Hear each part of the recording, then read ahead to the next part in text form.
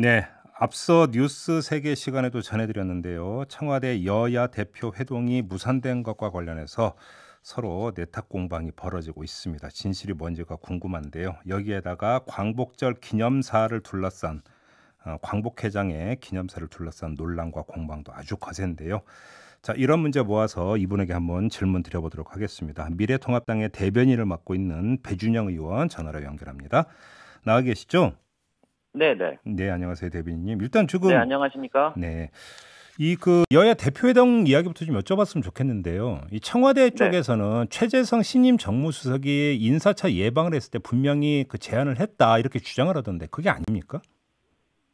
글쎄요, 저희로서는 그게 진정성 있는 정중한 초청이었나 아니면은 뭐 들러리 세우려는 행사인지 좀 의문을 갖게 됩니다. 네, 제가 그 자리에 배석하지 않아서 잘 모르겠습니다만 예, 좀 느닷없다는 생각도 하고 있고요. 예, 지금까지 국회가 대한민국 헌정사에 없는 파행을 겪고 있는데 음, 아시겠지만은 입법 예산 통과를 뭐 다수의 힘으로 밀어붙이고 예, 법사위 포함한 상임위원장을 모두 독점하고 음, 이 제1야당을 마치 그 투명인간 취급을 하고 있습니다. 네, 근데 저희는 이게 모두 청와대 그 공수처법, 뭐 부동산법 이런 청부 입법을 무리하게 밀어붙이는 과정에서 벌어진 일이라고 생각하고 있어요. 음, 그래서 지난번 국회 대통령 연설에서도 이에 대한 사과가 없었는데 그냥 만나기만 한다고 해서 이야기가 될 것인지 음. 의문을 갖는 분들이 많습니다. 예. 근데 지금 그 대변인께서 말씀하신 청부 입법이라는 표현을 쓰셨잖아요. 그러면 네네.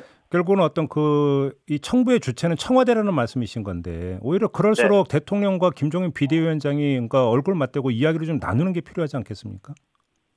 네, 의제 설정이라든지 사과라든지 회담에 앞서서 해야 될 이런 사전적인 조치가 있는 것이 관행입니다. 예, 예, 그런데 예. 좀 느닷없이 그렇게 툭 던지는 듯이 저희 보고 하라고 그러면은 저희가 음. 어찌 해야 될 바를 모르겠다는 그런 좀 말씀입니다. 정리를 하면 그러니까 최재성 수석이 와서 21일에 좀 뵙는 게 어떨까요라는 이야기까지는 했지만 그 뒤에 그러면 만나서 어떤 이야기를 할지 이런 어떤 실무 조율은 일체 청와대 쪽에서 연락이 없었다 이런 말씀이신가요? 정리를 하면? 네, 그냥 말씀만 그냥 지나가는 듯이 해놓고 네. 알아서 해라 이런 식으로 저희 그 야당을 초대하는 거라면은 예. 좀 곤란하지 않을까 하는 생각을 하고 있습니다. 하나만 더 확인할게요. 어제 청와대 그 설명에 따르면 미래통합당 쪽에서 21일은 어렵다, 불가다 이런 입장을 통보해 왔다고 지금 청와대 쪽에서 밝혔는데 그러면 그날이 아니라 다른 날이면 좀 다시 한번 이게 그 여야 대표회동을 추진할 여지가 있는 겁니까? 글쎄요, 그거는 제가 지금 말씀드리기는 어려운데 어쨌든 청와대 그 태도 변화가 선행되지 않는 한, 네. 네, 뭐 날짜를 잡는 것이 중요한 능사는 아니라고 생각을 합니다. 아, 그래요? 태도 변화가 전제돼야 된다. 그렇습니다. 예. 태도 변화라면 뭘 뜻하는 걸까요, 그러면? 네, 앞서 말씀드린 내용과 같습니다. 그래요. 알겠습니다. 자, 김원훈 광복회장의 그 광복절 기념사인가 좀 입장을 좀 여쭤보겠습니다. 일단 지금 그 김원훈 회장이 사퇴를 해야 된다는 입장인가요? 통합당 입장은? 네, 그렇습니다. 음. 사퇴 요구는 당연하고 이 요구는 그냥 정치적인 수사가 아닙니다. 예. 네, 인터뷰 중에 또 예, 말씀드리겠지만은 예. 이 광복절에 한 그 무도한 말씀에 대해서 책임을 져야 하고요. 음. 그리고 또 하나는 그간 있었던 이 정치적 중립에 대한 광복회 정관 위반도 있습니다. 이런 것도 묵과할 수 없기 아, 때문에 그래요? 저희가 그런 말씀을 드린 겁니다. 그러면 지금 이제 두 가지를 말씀해 주는데 첫째 내용의 무도성을 말씀하시는데 어떤 점이 무도하다고 보시는 거예요? 네, 그 광복절 때 말씀을 들어보면요, 네. 그 대한민국 임시정부 초대 대통령을 이름만으로 부르고 폄하하는 것이 맞는 건지, 음흠. 그리고 대한민국의 국가인 애국가를 부정하는 것이 뭐 친일 청산이라고 하는 게 맞는 건지, 네. 그리고 그 현충원의 무덤까지 파내서 부관 참시 같은 모욕을 주는 것이 친일 청산하는 건지 제가 저희 참 의문을 제기할 수밖에 없고요. 네. 저도 독립유공자의 자손이지만은 결코 그런 과격한 편가르기에 동의할 수 없습니다. 그래요.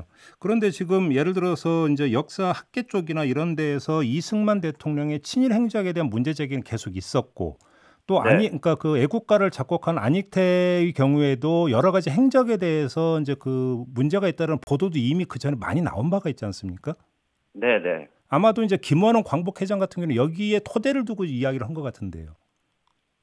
네, 이런 말씀을 드리고 싶어요. 저는 우리 정부는 이미 친일 청산을 위해서 공식적인 노력을 많이 해왔습니다. 꾸준히 해왔고요. 예. 아시겠지만은 친일 반민족행위 규명위원회라는 게 있지 않았습니까? 네네네. 그래서 친일 반민족 행위를 한 인사를 1,500명을 걸러냈고 그 책을 2만 1,000쪽으로 발간했습니다. 네. 그리고 그 친일 행위자 재산 국가기록 특별법을 하는 것으로 이 4년간 168명을 대상으로 우리 330만 평 여의도 면적 1.3배 달하는 토지를 국고로 환수했습니다. 네네네. 네, 더 무엇을 한다고 하는지 모르겠는데요. 예. 이제 저희가 보기에는 국민 통합으로 나아가기보다는 편가르기, 모욕 주기를 하겠다는 의미로밖에 받아들여지지 알겠습니다. 않습니다. 그다음에 지금 대변인님께서 정관 위반을 지적을 하시는데 어떤 내용인가요? 이 내용은? 네. 김 회장은 작년 취임 이후에 정치적인 중립 위반 혐의로 내부에 상벌위원회 제소된 바가 있으시다고 그러는데. 아, 그래요? 예. 네. 특정 정당의 어떤 분을 찬양한 통진당이죠. 그런 예가 있고, 야당을 폄훼하는 발언을 했다고 그 제소장에도 나와 있습니다. 예. 그래서 광복회 정관 구조에는 그 임직원의 일체 정치 활동을 금하고 있거든요. 네. 그래서 저희가 보기에는 김원훈 회장이 대한민국 광복회를 사유화해서 이 정치 도구화하지 않나 이런 의혹을 갖고 있는 것입니다. 그러면 정관 위반이라고 하는 게 이제 며칠 전에 광복절 경축사를 갖고 하시는 말씀이 아니라 이전의 언행을 갖고 지금 하시는 말씀인 거죠? 네. 그래서 두 축으로 말씀드리는 겁니다. 알겠습니다. 그다음에 어제 저희가 김원웅 회장하고 인터뷰를 했는데요. 네. 김원웅 광복회장이 어떤 주장을 하냐면 나는 광복절 경축사에서 미래통합당 이야기는 일체 안 했는데 왜 미래통합당이 발끈하는지 그 이유를 모르겠다. 이런 식으로 이런 취지로 말씀하시던데요. 어떤 말씀 주시겠습니까? 저희가 발끈했다기보다는 말이 틀렸다는 것을 지적하고 그리고 말 한마디 한 게 아니라 그분의 말씀을 전국의 그 광복회 지회 회장들이 전국에서 다 대독을 했습니다. 전 국민이 들었고요. 예. 네, 그리고 그 친일 청산을 하자고 말씀하셨다는데 누가 반대하겠습니까? 친일 청산 마땅히 해야 하고요. 그런데 저희가 일제 지배를 받은 게 아시겠지만 35년째 아닙니까? 예. 근데 우리가 광복을 기리는 행사를 지금 75년째 이어오고 있습니다. 지배된 기간의 2배가 넘어요. 왜 그렇게 하겠습니까? 그런 거는 우리가 모두 뜻을 모으고 힘을 모아서 그런 일이 앞으로 더 일어나지 않게 하려고 하는 건데요. 이제 그 분열의 광복절, 이 증오의 광복절을 이제 그만하고 그런 것들은 대한민국의 미래에 아무 도움이 되지 않는다고 봅니다. 알겠습니다. 하나만 더 여쭤볼게요. 어제 김원웅 광복회장의 주장 가운데 하나가 뭐냐면 이 광복절 경축사 내용은 김원웅 회장 개인이 작성해서 이렇게 일방적으로 읽은 게 아니라 그 전 단계에서 30몇 번에 걸쳐서 광복회 안에서 독해까지 하고 토시 하나까지 다 그러니까 검토를 한 거다. 그러니까 이거는 광복회 전체 입장이다. 이런 이야기를 했거든요. 이건 어떻게 받아들이십니까? 광복회 전체 입장으로 말씀을 하시는데 광복회 말씀을 드리겠습니다. 광복회는 독립유공자 및 유족 중 그 정부 연금을 받는 한 8,000명이 넘는 회원으로 구성돼 있습니다. 그리고 광복회는 매년 그 16억 정도의 예산을 받는 공공단체고요. 그래서 그런 독해를 했다는 것이 그런 8,000명이 넘는 회원에 다 동의를 득한 것인지 그리고 그간 있었던 정관 위반에 대해서 양해를 받고 이제 그런 거는 다 면죄부를 받고 한 건지 그리고 말씀을 하시니까 그런데 그 광복회 회장의 그 경축사 기념사 정도는 청와대 사전에 보고가 됐을 거라고 생각하는데 그러면은 그거에 대해서 청와대는 묵인하고 동조하는 입장인지 그거에 대해서도 제가 이 자리를 통해서 묻지 않을 수가 없겠습니다. 바로 저희도 궁금해서 어제 그걸 여쭤봤거든요. 김원웅 회장한테. 그랬더니 청와대하고는 아무 상관없고 행안부 쪽하고 실무 증가 그 이야기만 했을 뿐이다. 이렇게 말씀해 주시던데요.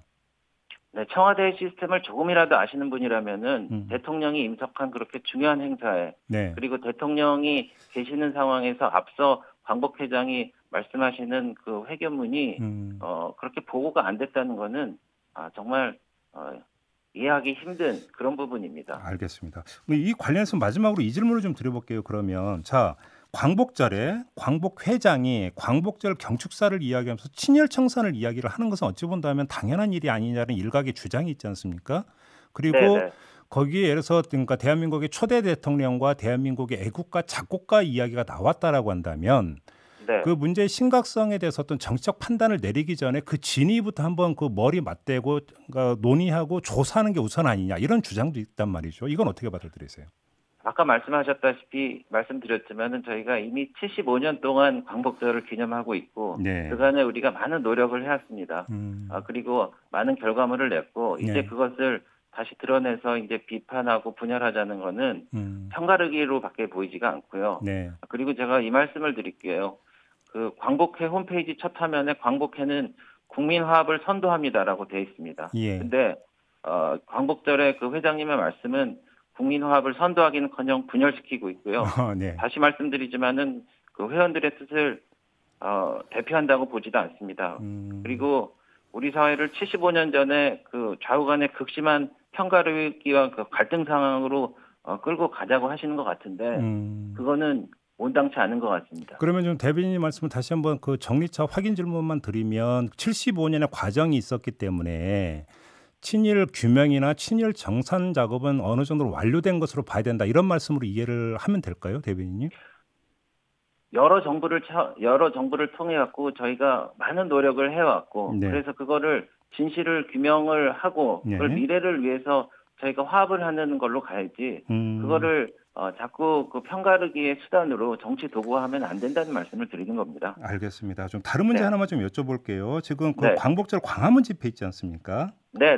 이거에 대해서 지금 여러 가지 이야기가 나오고 있는데 이 광복절 집회 지금 그 현역인 홍문표 의원이 다녀간 것으로 지금 확인이 됐고요. 네. 그다음에 그 미래통합당 현재 아직도 소속인 것으로 알고 있는데 민경우, 김진태 전 의원 같은 경우는 이제 참석까지 하지 않았습니까? 네. 이거에 대해서 이런저런 이야기가 나오고 있는데 당에 혹시 입장이 좀 있습니까? 이거에 대한? 네. 제가 그 논평을 통해서 말씀드리기도 했는데 네.